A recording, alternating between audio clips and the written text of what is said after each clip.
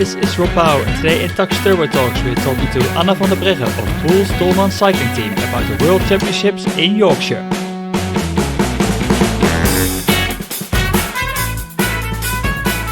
It's Thursday the 26th of September and the time trials of this year's World Championships in Yorkshire are already behind us. We're very pleased to have the silver medalist of the Women's Elite Time Trial as our guest today in the Tacx Turbo Talks podcast. Obviously, we're going to talk about the time trial and we're going to look ahead to Saturday's road race. Warm welcome to the still reigning Olympic and World Champion Anna van der Breggen of Boels Dolmans Cycling Team. Welcome, Anna. First of all, congrats with the silver medal in the time trial. Thank you. Still pleased with that result, although it's already your fourth silver medal in the time trial. Yeah.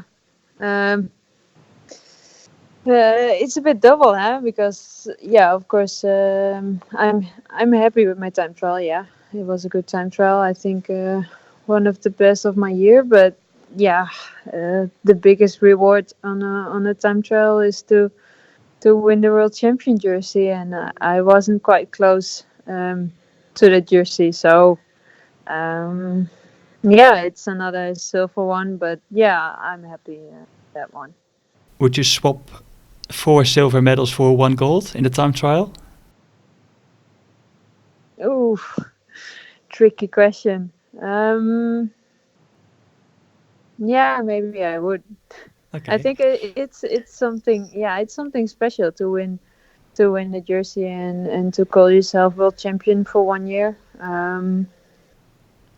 But I think every year has some memories and something special. I mean, in 2015, I was quite close with 2.5 seconds. I think then it's really painful not to win the world champion jersey. And this year it was a little bit bigger, so I think it's for now it's a bit more easy to live with that. What was the most special day of the past year wearing the rainbow jersey? The most special. Well, the good thing is you have quite some days to wear that jersey.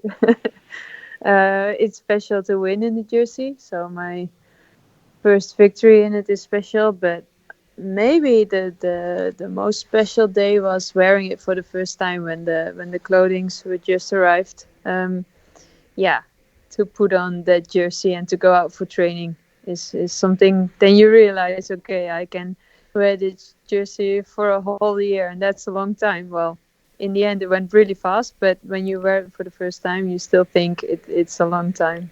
Yeah.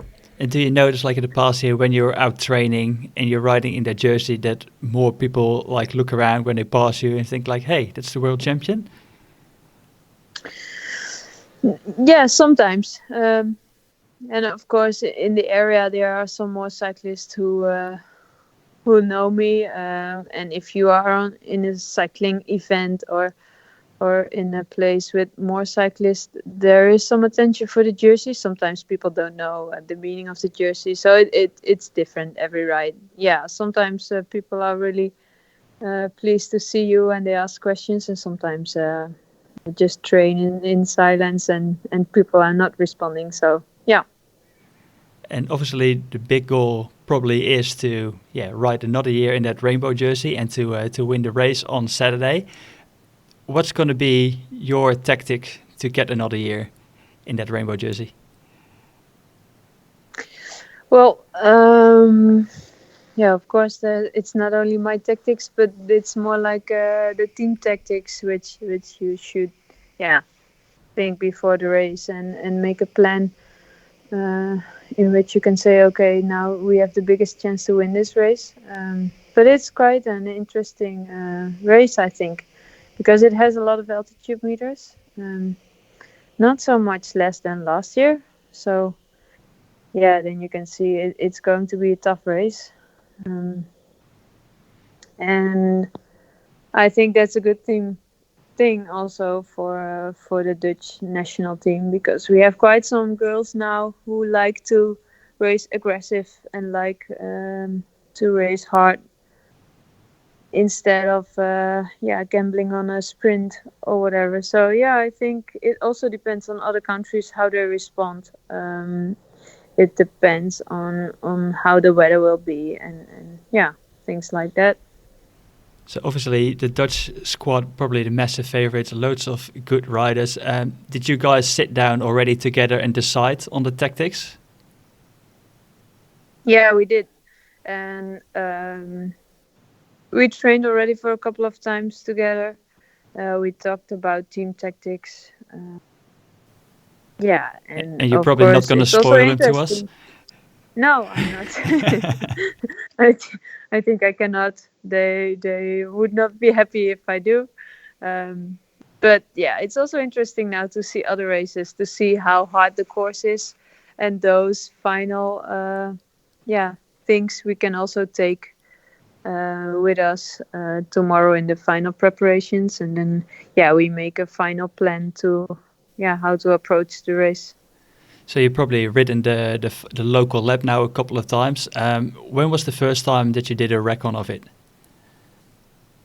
We already raced on it in a race in Yorkshire halfway the season. So we already experienced the local lab also then. And then after we also did a recon with the national team on the circuit. So yeah, we know it quite well already.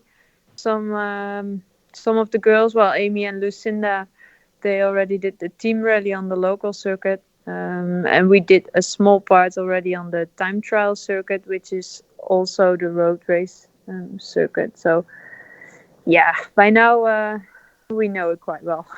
So when you ride it for the first time or for the first couple of times, do you then sort of like identify a spot where you think like, oh, this could be a place where I could launch an attack? Or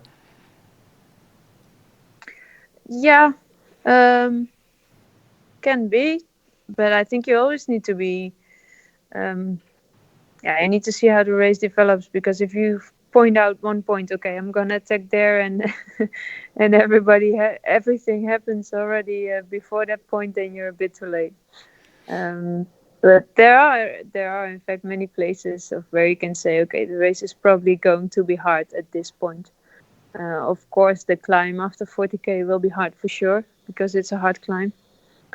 And then after you have a lot of small climbs, and then one part which is a little bit less hard, and then before the local laps, there's again a hard part of the race, and then the local laps are also not easy. So there are many points on the course where you can say, okay, if I still feel good, I can try something there. But it also, we need to see how everybody feels and how everybody's racing, of course.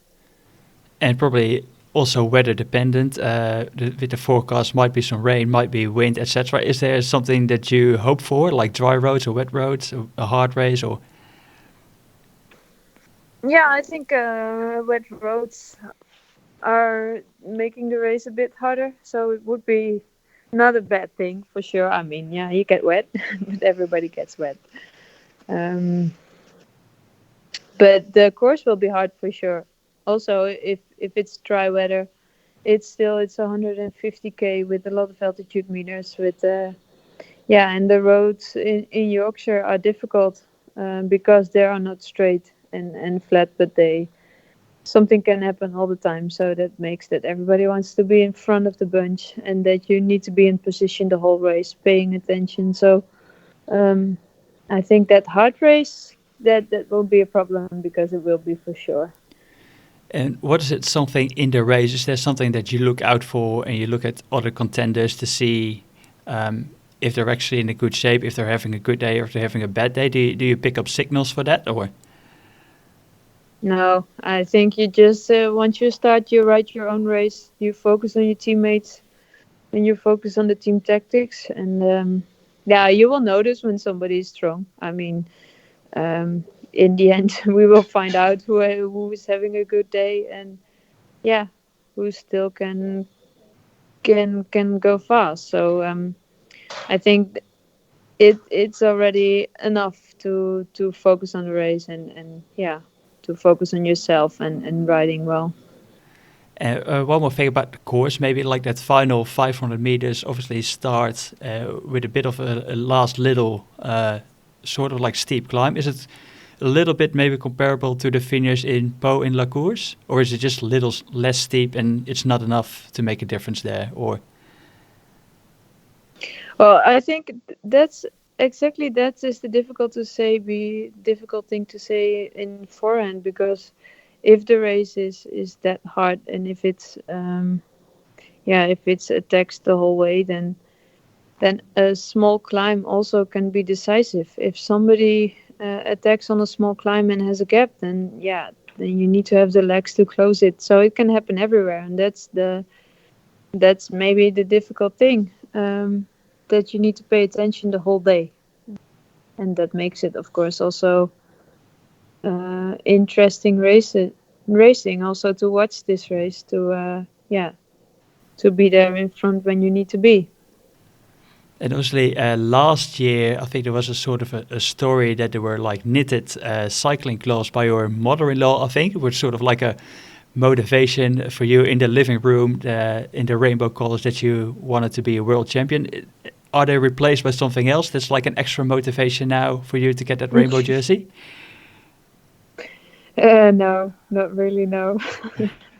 And it was last year I lost those and I couldn't find them anywhere. So it's more like the journalists make it a big thing, but it wasn't really. Okay. But no, I have not something which I really need before this race. I think it's just people ask many questions about this race more than a normal race. That's something different, and that's okay, because it is an important race for us. But for the rest, I think once you start it, it's just a race like normal. And for me also in preparation, it will be the same as other races. Is there still a race that you think that's missing from your palmarès that you'd like to win one day? Because you won almost everything that you can win already, but is there something that's still missing on that list? Not really, I would say before, and I want to win. But of course, next year also the Olympics are coming up, which is special because it's once in 4 years. And you only have one chance to win that. So for next year, I would say that's the most important race. Yeah. And maybe a bit more mountain bike adventures as well. Obviously, you won the Cape Epic this year with your teammate Annika Langvaat. Is it something you want to do more of as well in the future? Well, I enjoyed it a lot. So I wouldn't say no, but I think next year it doesn't really fit in the preparation for the year. But you never know in the future. Yeah, it's a really interesting race to do, and it's hard and at the same time really beautiful. Something different than road racing for sure, but as a training, it can work quite well. So I haven't planned it yet to do it another time, but yeah, who knows in the future. Okay, we're going to move on to the Tacx Turbo Talks fan question of the week. Each week, our listeners send in their questions for our guest, and the question that we picked for this week was from Arnaud Chatron, and he wanted to know, what's your favorite dessert? Oh, that's a difficult question because I like desserts pretty much, and for me, it doesn't really matter which dessert. No, I like chocolate. Chocolate dessert is always good, but also the real tiramisu from Italy. Yeah, can make me quite happy. But I'm from a family. When we had weekends with the family, there was not always that much food, but the desserts. Everybody always brought desserts. So So when the dinner was finished, then the second dinner started with the dessert. So it didn't really matter what kind of desserts, but as there are desserts, then it was good. Okay, and then after Saturday, when the race is over, you're going to indulge in some desserts as well then after the race? For sure, yes. Yeah, not only desserts, but also desserts, yeah. Okay, awesome. Okay, Anna, I want to just thank you for your time to jump on the Tacx Turbo Talk podcast, and obviously good luck on Saturday. Thank you very much. And we'll be rooting for another year of you in the rainbow jersey. Okay, thank you.